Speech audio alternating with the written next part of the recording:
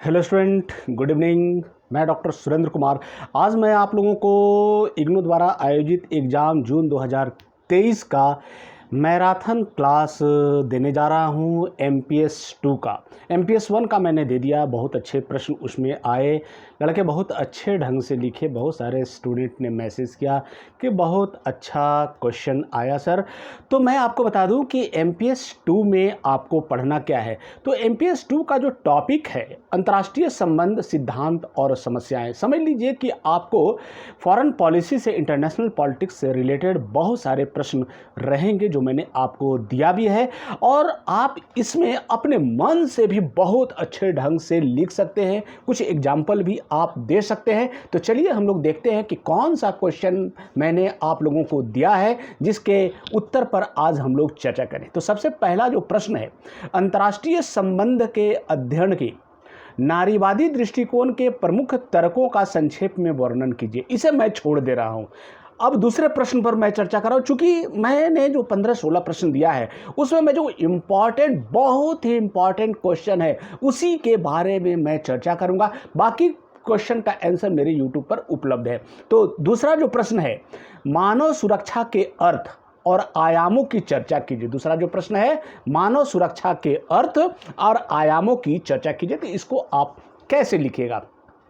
तो मानव सुरक्षा नई भूमंडलीय वास्तविकताओं की प्रतिक्रिया का प्रयास है, और यह व्यक्तियों को अपने मामलों के श्रृंखलित समूह के रूप में और ऐसे दर्पण के रूप में है जिसके माध्यम से राजनीतिक, अर्थव्यवस्था, पर्यावरण और समाज का सही चित्र दिखाई देती है। ठीक है, यह ऐसा विश्वव्यापी समाज बनाने का प्रयास है जहां व्यक्ति की सुरक्षा प्रथम प्राथमिकता है और जहां विश्वव्यापी, क्षेत्रीय और द्विपक्षीय संस्थाएं बनाई जाती है और मानव सुरक्षा से सुसज्जित है। ठीक है, मानव सुरक्षा का तात्पर्य हिंसात्मक और अहिंसात्मक दोनों धमकियों से लोगों की सुरक्षा करना है। ठीक है, मानव सुरक्षा राज्य की सुरक्षा के विरुद्ध नहीं है, और यह लोकतांत्रिक राज्य के निर्माण के लिए है जो अपने स्वयं के लोगों को महत्व देते हैं और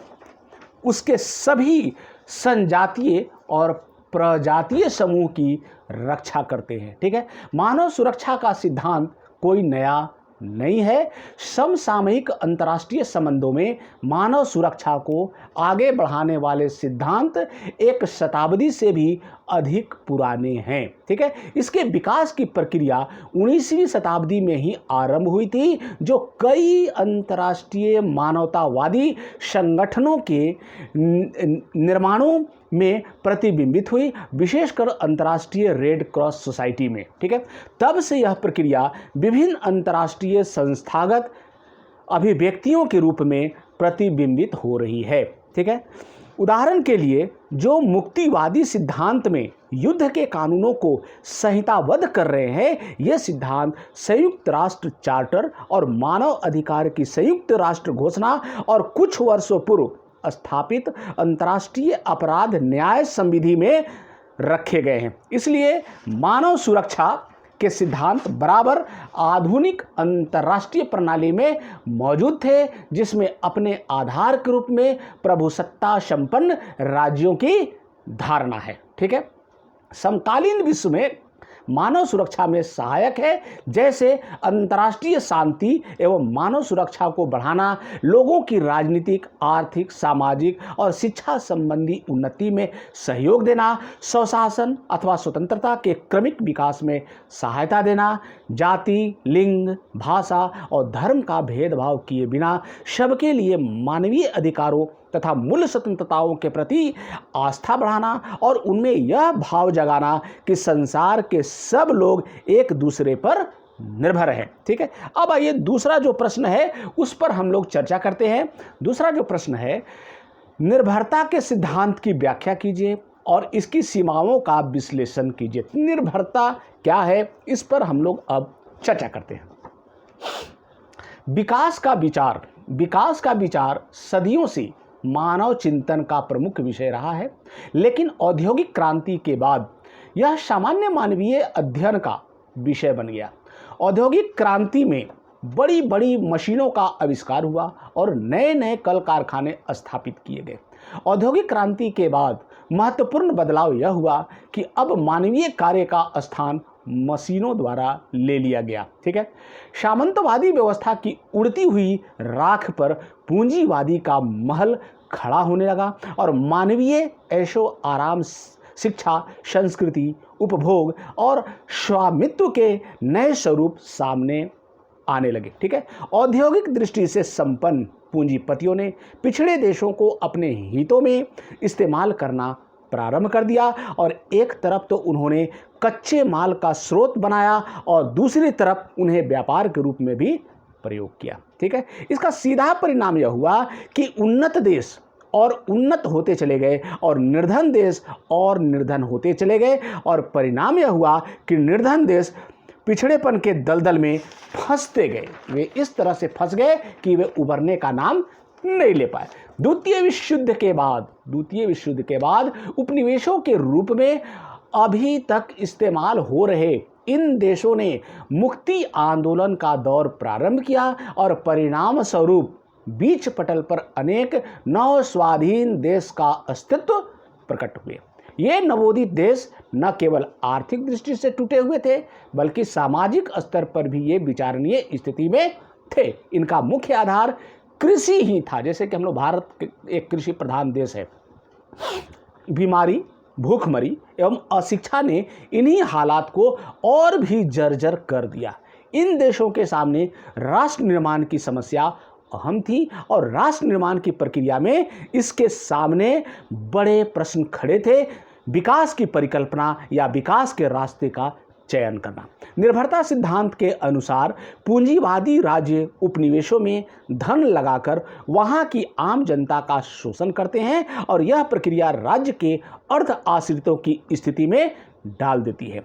पिछड़ेपन और निर्धनता दोनों साथ साथ चलते हैं और यह प्रक्रिया अंतर्राष्ट्रीय बहुराष्ट्रीय कंपनियों द्वारा संपन्न होती है। ठीक है, अब आइए नेक्स्ट जो प्रश्न है उस पर हम लोग चर्चा करते हैं कि आतंकवाद की बढ़ती घटनाओं पर विश्व समुदाय की प्रतिक्रिया का विवेचन कीजिए। अब आतंकवाद तो भाई बहुत बड़ी समस्या आज बनी हुई है। आतंकवाद सुरक्षा के लिए अपरंपरागत खतरे की श्रेणी में आता है और आज यह एक विश्वव्यापी समस्या का रूप धारण करता चला जा रहा है। अंतर्राष्ट्रीय आतंकवाद एक से ज़्यादा देशों में व्याप्त है और वर्तमान में अनेक देशों के नागरिक उनके निशाने पर हैं। विमान अपहरण, भीड़ भाड़ वाले स्थानों, होटलों, बाजारों, रेलवे स्टेशनों आदि महत्वपूर्ण स्थानों आदि जगहों पर बम विस्फोट करना इसके उदाहरण हैं। ठीक है, हमारी सरकार भी आतंकवाद की समस्याओं से जूझ रही है और हमारा पड़ोसी देश आतंकवादी शिविरों में प्रशिक्षण देकर आतंकवादियों को भारत भेजता रहा है और हमारी सरकार आतंकवाद के निराकरण के लिए अनेक देशों के साथ मिलजुल कर सामना करने के लिए कटिबद्ध है तथा कई देशों के साथ हमारी सरकार ने आतंक विरोधी संधियां भी की है। ठीक है, आइए अब नेक्स्ट जो प्रश्न है उस पर हम लोग चर्चा करते हैं कि शीत युद्धोत्तर में शांति और विकास के लिए विश्व समुदाय के प्रयासों का विवेचन कीजिए। ये बहुत इंपॉर्टेंट क्वेश्चन है और यहाँ लगता है कि लड़के कैसे लिखेंगे इसके बारे में मैं बता रहा हूँ कि द्वितीय महायुद्ध के बाद संयुक्त राज्य अमेरिका तथा सोवियत संघ दो महाशक्तियों के रूप में उभरे। ठीक है, दोनों एक दूसरे के प्रतिद्वंदी हो गए, अतः परस्पर घृणा, निंदा एवं टीका टिप्पणी के कारण दोनों के बीच तनावपूर्ण संबंध स्थापित हुए जो किसी भी समय तीसरे महायुद्ध का द्वार खोल सकते थे। इसी स्थिति को शीत युद्ध का नाम दिया गया। लेकिन 1953 ईस्वी के बाद दोनों महाशक्तियों के बीच संबंधों में तनावपूर्ण स्थिति का पतन शुरू हुआ और दोनों एक दूसरे के निकट आने लगे और परस्पर सहयोग एवं वार्ता का क्रम शुरू हुआ और 1954 ईस्वी में जिनेवा के शिखर सम्मेलन में हिंद चीन की समस्या का समाधान हुआ।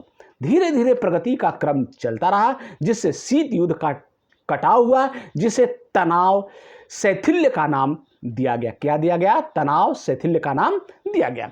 शीत युद्ध के उतार चढ़ाव का सिलसिला चलता रहा और 1970 के बाद शीत युद्ध की जगह डिटेंट की स्थिति प्रकट हुई। लेकिन जब दिसंबर 1979 में सोवियत रूस की सेनाएं अफगानिस्तान में आई तो राष्ट्रपति कार्टर ने खिन्न होकर कहा कि दूसरा या नया शीत युद्ध शुरू हो गया है। 1985 में सोवियत संघ में गोर्बाचोव का नेतृत्व आया और स्थिति फिर सुधरी और इसे नया या दूसरा तनाव शैथिल्य कहा गया। ठीक है। 1991 में सोवियत संघ के विघटन के साथ शीत युद्ध एवं तनाव शैथिल्य दोनों का दौर समाप्त हुआ और शीत युद्ध के दौरान दोनों महाशक्तियों ने अपने सैन्य गुट बना लिए और उन्होंने अनेक देशों को विशाल सैनिक एवं वित्तीय सहायता देकर अपने शिविर में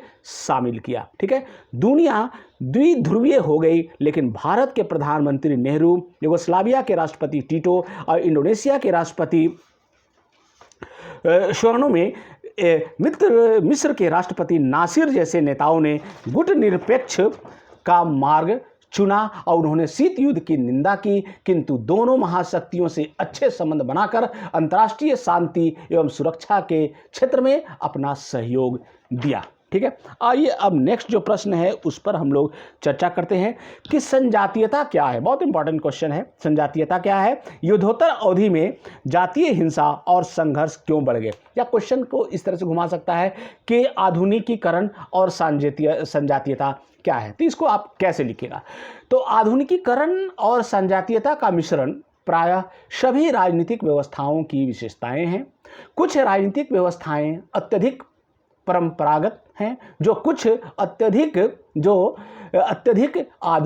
अत्यधिक आधुनिक समझी जाने वाली पश्चिमी राजनीतिक व्यवस्थाओं में भी परंपरागत तत्व यत्र तत्र दिखाई देते जाते हैं। उदाहरणार्थ ब्रिटेन राजनीतिक व्यवस्था को अत्यधिक आधुनिक माना जाता है, किंतु राजतंत्र, लॉर्ड सभा आदि संस्थाओं की उपस्थिति उसे संजातीय बना देती है।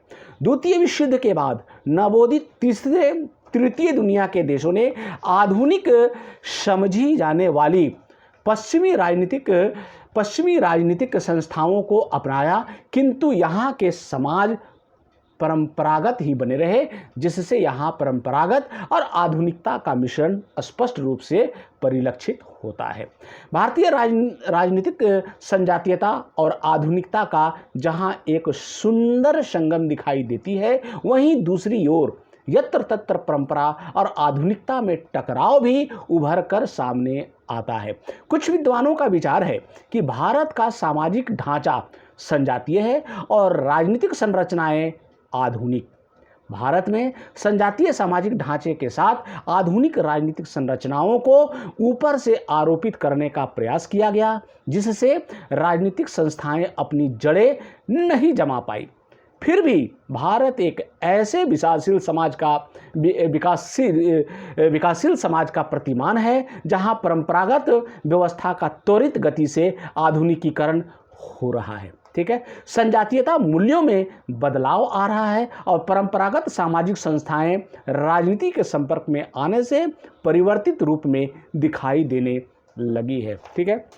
चूंकि भारत एक विकासशील देश है, ठीक है, लेकिन विकसित देश से कम अपने आप को ये नहीं आंकता है। ठीक है। आइए अब नेक्स्ट जो प्रश्न है उस पर हम लोग चर्चा करते हैं कि अंतर्राष्ट्रीय व्यवस्था में चीन की स्थिति का मूल्यांकन कीजिए। बहुत इंपॉर्टेंट क्वेश्चन है, तो इसको कैसे लिखिएगा?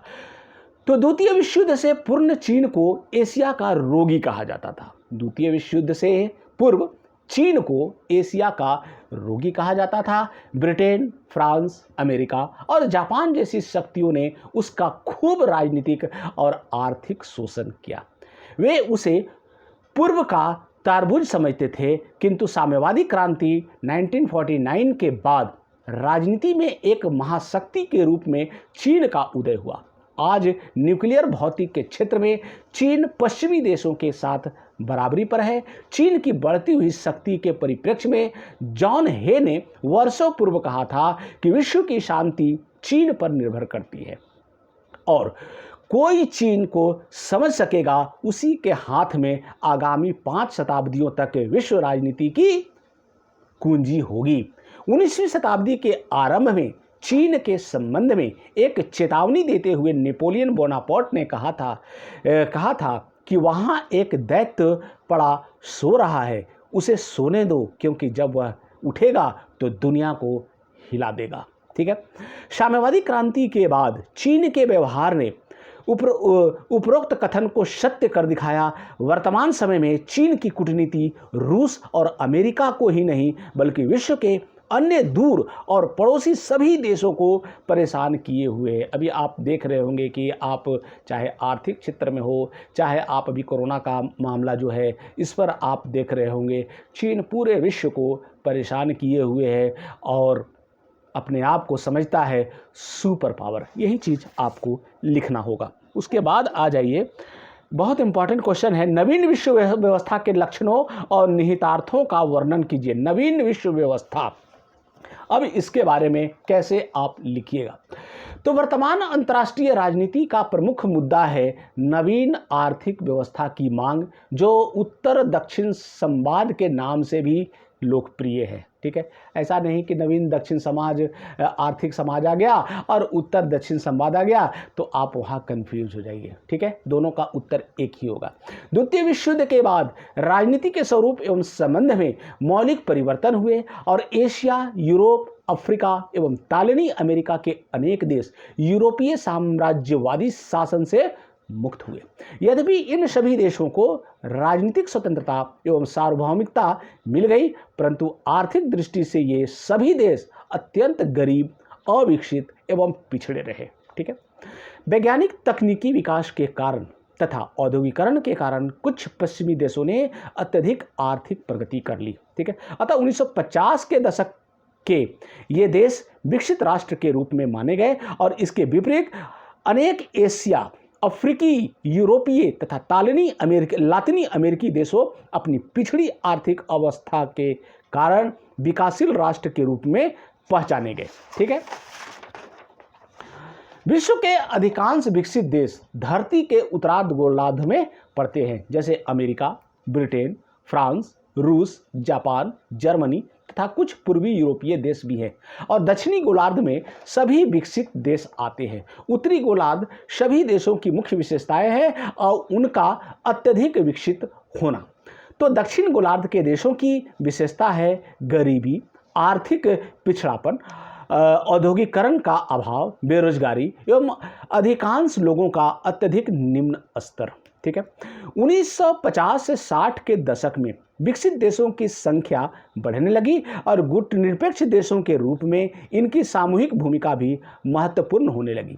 साथ ही वैज्ञानिक एवं तकनीकी विकास ने संचार व्यवस्था को उन्नत कर दिया और इसका परिणाम यह हुआ कि दुनिया की दूरी घटती गई एवं सभी देश एक दूसरे से पहले की अपेक्षा अधिक नजदीक होने लगे।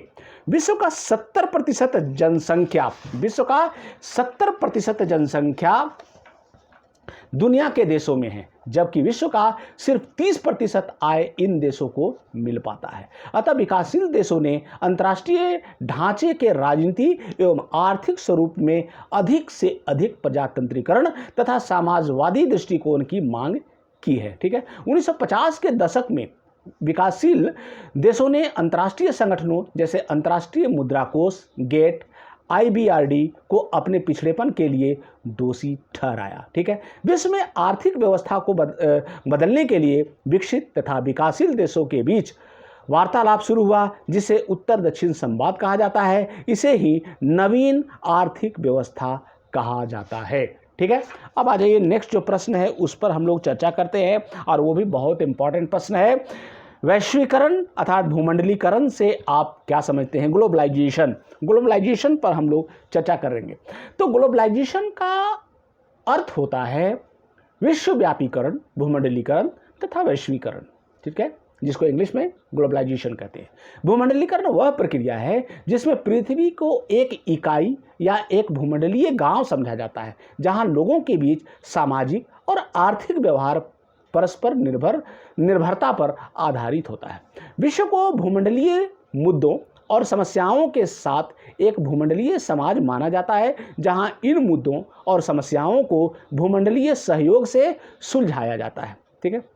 भूमंडलीकरण विज्ञान और प्रौद्योगिकी अर्थात टेक्नोलॉजी के क्षेत्र में दुनिया को निकट लाने में काफ़ी सहायता की है। इस प्रकार हम कह सकते हैं कि भूमंडलीकरण शब्द का प्रयोग सामाजिक और राजनीतिक अधिकारों की उपलब्धता के लिए स्थिति पैदा करने, कानून का शासन, सत्ता की जवाबदेही, बहुदलीय व्यवस्था और निष्पक्ष न्याय व्यवस्था बनाने के अर्थ में भी किया जाता है। ठीक है। भूमंडलीकरण को हम एक प्रवाह के तौर पर देख सकते हैं। जैसे नदी का प्रवाह, नदी में पानी का धारा किस तरह से प्रवाह करती है, उसी तरह से हम भूमंडलीकरण को भी आंक सकते हैं। जैसे विश्व के किसी एक भाग के विचारों का अन्य भागों में पहुंचना, पूंजी का एक स्थान से दूसरे स्थान पर जाना, विभिन्न देशों द्वारा निर्मित वस्तुओं का अनेक देशों में पहुंचना तथा व्यापार और बेहतर आजीविका की खोज में विश्व के विभिन्न भागों में व्यक्तियों की आवाजाही, यही आपका भूमंडलीकरण है और यही आपका भूमंडलीकरण का मेन थीम है। ठीक है। अब आ जाइए, नेक्स्ट जो प्रश्न है उस पर हम लोग चर्चा करते हैं कि नेक्स्ट प्रश्न क्या है। अब प्रश्न है कि समकालीन आर्थिक व्यवस्था में दक्षिण दक्षिण सहयोग की संभावनाओं का वर्णन और मूल्यांकन कीजिए। दक्षिण दक्षिण सहयोग क्या है, ये बहुत इंपॉर्टेंट क्वेश्चन है और इसको कैसे लिखिएगा। तो दक्षिण दक्षिण सहयोग का अर्थ दुनिया के विकासशील देशों में तकनीकी सहयोग से है। दक्षिण दक्षिण सहयोग का अर्थ दुनिया के विकासशील देशों में तकनीकी सहयोग से है, जिसके माध्यम से सदस्य देश अंतर्राष्ट्रीय संगठन, शिक्षाविद, नागरिक समाज और निजी सेक्टर आपस में मिलकर काम करते हैं और ज्ञान, कौशल और सफल उपक्रमों को साझा करते हैं। ठीक है। यह सहयोग मुख्य रूप से कृषि विकास, मानव अधिकार, शहरीकरण, स्वास्थ्य, जलवायु परिवर्तन जैसी चुनौतियों पर केंद्रित है। ठीक है। इसके अलावे राजनीतिक संवाद और वित्तीय सहयोग के साथ दक्षिण दक्षिण सहयोग ने बड़ी संख्या में ज्ञान और विशेषज्ञता के आदान प्रदान को बढ़ावा दिया है। इसके लिए कई कार्यक्रमों, परियोजनाओं और पहलों पर ध्यान दिया गया, जिससे दक्षिणी गोलार्ध में स्थित देशों के सामने आने वाली मुश्किलों को सुलझाने का प्रयास किया गया। ठीक है। ये आपका दक्षिण दक्षिण सहयोग था। उसके बाद नेक्स्ट जो प्रश्न है, परमाणु निरस्त्रीकरण शासन तंत्र के मूल लक्षणों को दर्शाते हुए परमाणु निरस्त्रीकरण नीति के विकास को रेखांकित कीजिए। निरस्त्रीकरण अर्थात डिसर्मामेंट। डिसर्मामेंट क्या है? या क्वेश्चन को इस तरह से कह सकता है कि विश्व शांति एवं सुरक्षा को बनाए रखने के लिए निरस्त्रीकरण एक महत्वपूर्ण पहलू है। टिप्पणी कीजिए। ठीक है। इसको कैसे लिखिएगा? तो निरस्त्रीकरण की समस्या वर्तमान समय में एक विश्वव्यापी समस्या बन गई है। विभिन्न देशों में अधिकाधिक शस्त्रास्त्र के प्रश्न एकत्र करने की होड़ चल रही है और शस्त्रों के प्रश्न के दो पक्ष हैं। यह समस्त मानव जाति की सुरक्षा की समस्या है और साथ ही यह एक आर्थिक समस्या है। 19वीं शताब्दी के दौरान जिस प्रकार की युद्ध सामग्री का प्रयोग होता था, उनके अपेक्षा आधुनिक शस्त्र कहीं अधिक विनाशकारी हैं और पुराने समय की भारी तोपों तथा बंदूकों जीवन और संपत्ति के लिए बहुत हानिकारक होती थी। ठीक है। परंतु आधुनिक विज्ञान ने जिन हथियारों का निर्माण किया वह उनसे कहीं अधिक हानिकारक और विनाशकारी है। इन शस्त्रों की भयंकरता से विश्व युद्ध में लाखों लाख मानव बलि पर चढ़ गए और युद्ध को एक नया आयाम उस समय मिला जब विमानों द्वारा बम का वर्षा होने लगा, जिसका परिणाम सिर्फ सैनिकों के लिए ही खतरनाक साबित न होकर सामान्य नागरिकों, वृद्धों, महिलाओं और बच्चों के लिए भी संकट उत्पन्न हो गया। विमानों से बम वर्षा होने के कारण यूरोपीय देशों की अर्थव्यवस्था का बुरी तरह से अंत हो गया और आधुनिक समय में युद्ध में विजय और पराजय दोनों ही दृष्टि से हानिकारक साबित होती है। अतः प्रथम विश्व युद्ध के समय से ही सारे राजनेताओं ने यह विचार व्यक्त किया कि मानव जाति और अधिक युद्ध को सहन नहीं कर सकेगी। युद्धों का अवमूल्यन करना ही होगा, जिसके लिए ही राष्ट्रसंघ की स्थापना की गई थी।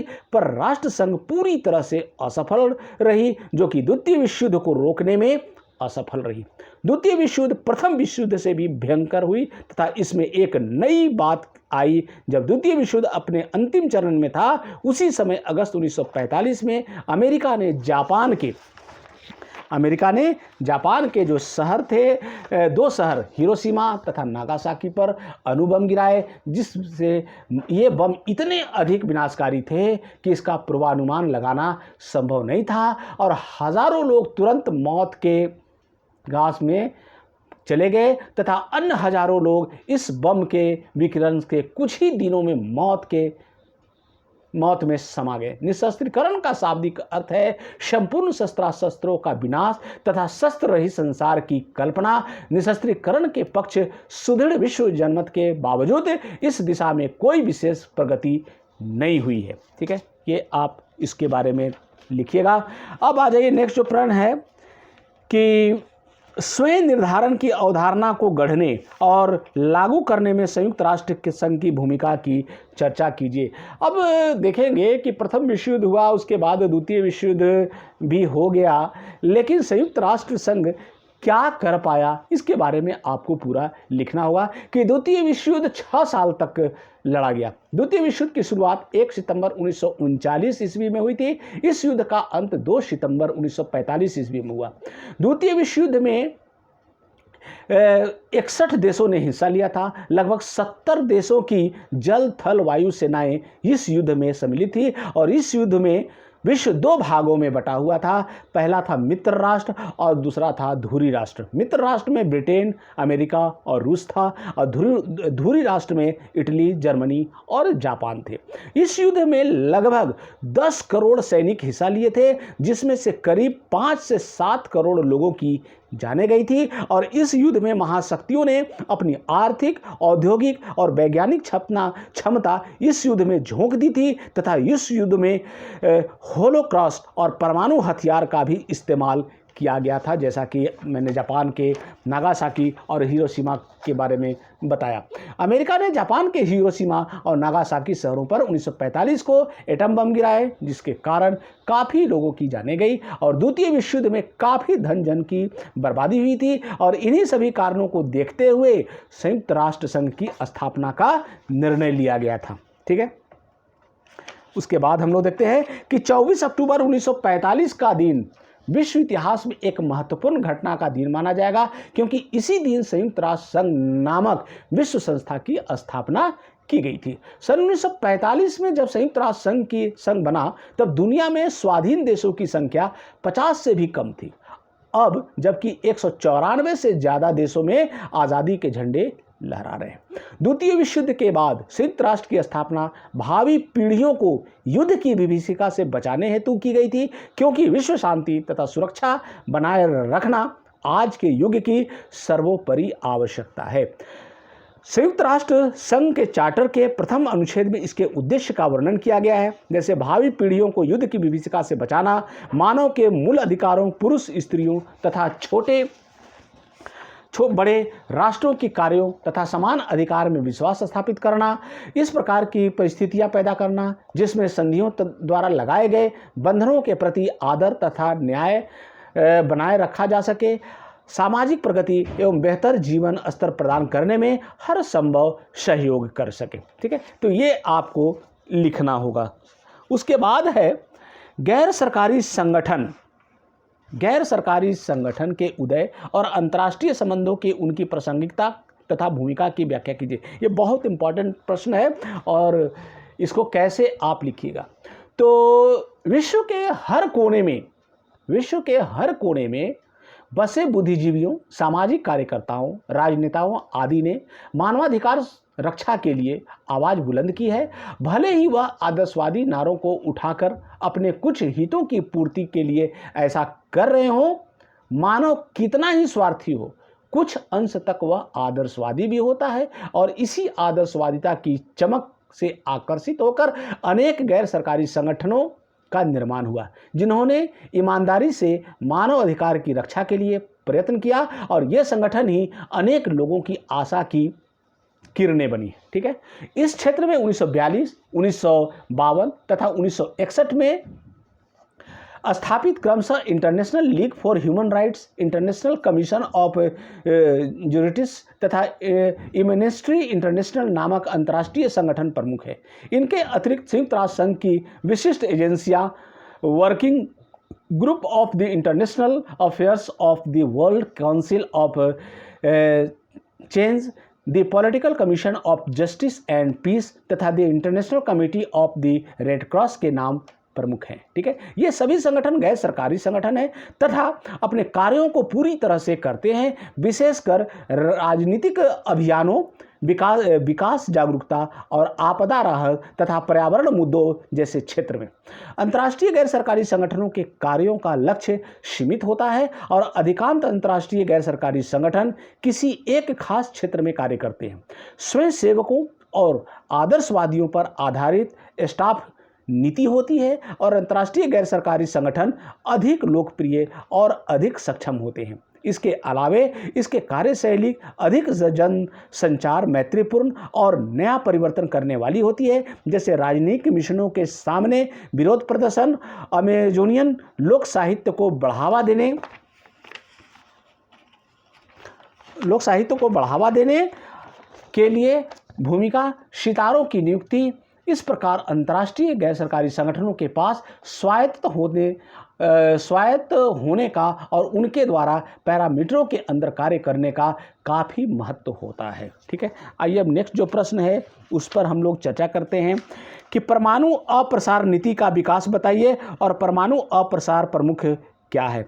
इसका पहले जो था वैश्विक पर्यावरण में उत्तर दक्षिण संवाद, वो मैंने आपको बता दिया है। उत्तर दक्षिण संवाद एक मिनट देख लेते हैं, उसको मैंने बताया कि नहीं। उत्तर दक्षिण संवाद मैंने आप लोगों को बता दिया है,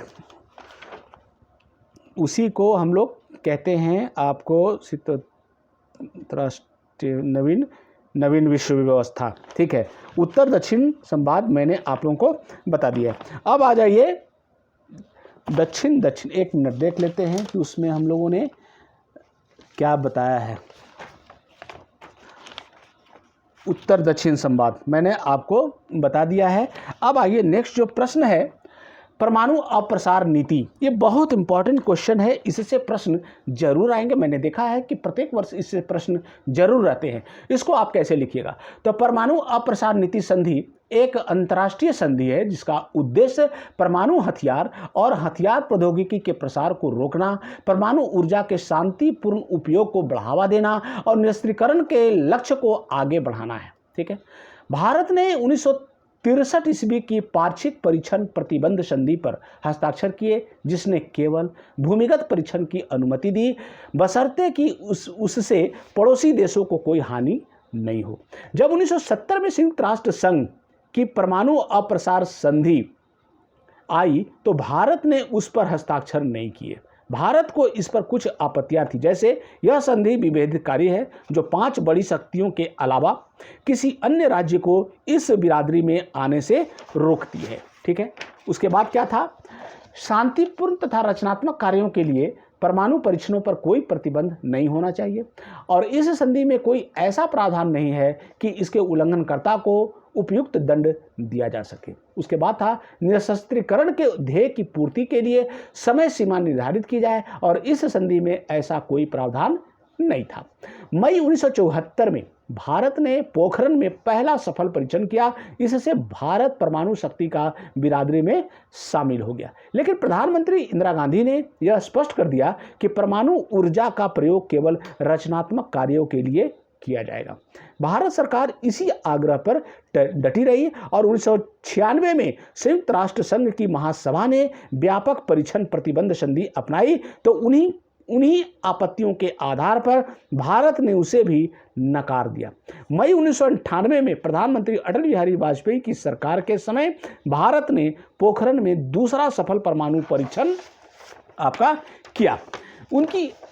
इसकी अनेक देशों जैसे अमेरिका, कनाडा, ऑस्ट्रेलिया, चीन तथा जापान ने आलोचना की, लेकिन प्रधानमंत्री ने साफ कह दिया कि जब हमारे पड़ोसी देश चीन एवं पाकिस्तान के पास परमाणु अस्त्र हैं तो हम अपनी सुरक्षा के साथ कोई समझौता नहीं कर सकते। उन्होंने यह भी स्पष्ट कर दिया कि भारत परमाणु अस्त्रों का निर्माण करेगा, किंतु उन्हें चलाने में पहल नहीं करेगा। यदि किसी ने हमारे खिलाफ ऐसी अस्त्रों का प्रयोग किया तो बदले में ऐसी कार्रवाई की जाएगी। तो ये परमाणु निशस्त्रीकरण, आपको परमाणु अप्रसार संधि नीति था। तो आज मैंने आपको MPS 2 का बहुत ही इम्पॉर्टेंट जो क्वेश्चन था, एकदम इम्पॉर्टेंट क्वेश्चन था, उसके उत्तर पर चर्चा किया। मैं एक चीज़ और बता दूं कि आप लोगों का क्वेश्चन अगर कुछ घुमा कर भी देता है तो आप उसको आंसर यही लिखना है। इग्नू में थोड़ा घुमा कर आलोचनात्मक समीक्षात्मक क्वेश्चन पूछा जाता है, इस टाइप का लगेगा कि हम कहाँ चले गए, लेकिन आपको डरने की आवश्यकता नहीं है। एकदम आप बढ़िया से लिखिए, क्वेश्चन को बढ़िया से लिखिए। और एक चीज़ और बता दूं कि मेरे YouTube चैनल पर इसका सारा उत्तर उपलब्ध है, उन सारे उत्तर को भी एक बार रिवीजन कर लीजिए। देखिए आपका रिजल्ट 70 से ऊपर आएगा। थैंक यू, धन्यवाद।